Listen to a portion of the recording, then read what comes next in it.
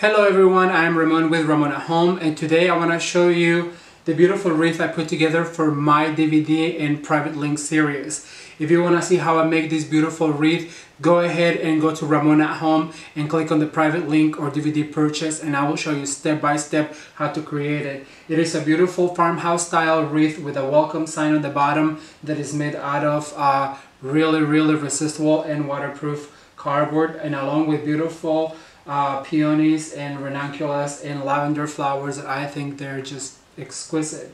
I put this wreath together to show you guys step by step and give you directions on how to make it yourself, and also you can go to my Ramon at Home store if you want to purchase the wreath. And I want to also let you guys know that I'll be doing this for our seasonal series. We're going to be doing a lot of wreaths and a lot of swags for our doors and our windows and everywhere in our home. It is really my pleasure, and it really is my intention to help you guys create a home that tells you story. And my story starts on my doors with a beautiful wreath like this.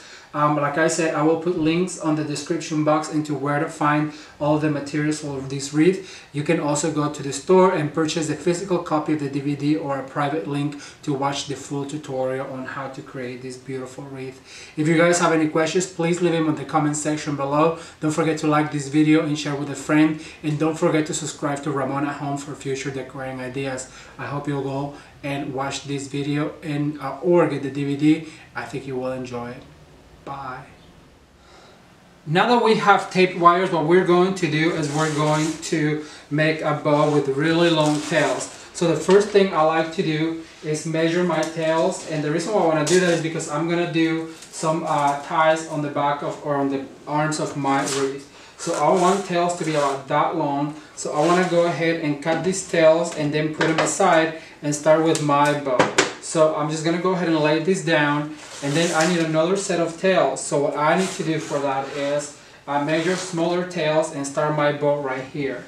If you guys haven't seen how I make bows, there is a video on my playlist on how to make 3 different types of bow. When I go into detail about how making this particular style of a bow, and it's really easy. So the only thing that I want to repeat is that you want to stagger them down. You have a center loop, a middle loop, and then you stagger down so you can create a more fluffier bow.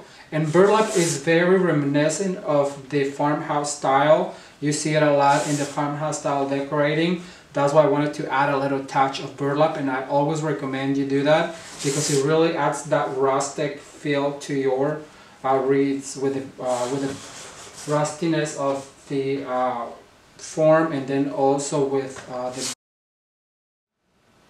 Now that we have both of our main colors put into our wreath, we're going to break that color with a little bit of white. So what we're going to do is we're going to go ahead and add some of these ranunculus. They're a smaller flower. I always work with large, medium, and small flowers, and what I'm going to do is I'm going to start by just inserting some of these white flowers as tight as I can on the form to make sure that they are breaking all of that color apart. The pink and the peach are very striking colors,